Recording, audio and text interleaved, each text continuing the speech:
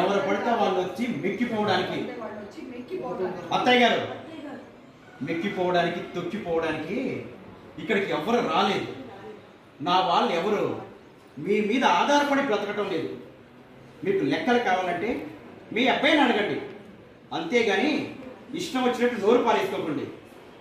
దొర మెల్లగా అంటే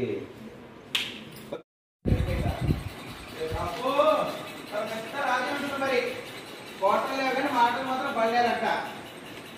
ఆయన నిన్ను అనాలి వరలక్ష్మి, గుంపులు గుంపులు జనాలు తీసుకొచ్చి ఇంట్లో మన శాంతి అక్కడ చేస్తున్నావు అని ఈలోజు ఒక్కసారిగా ఈ చిన్న పిల్లల నానమ్మ తప్పని తీశాడు రాలి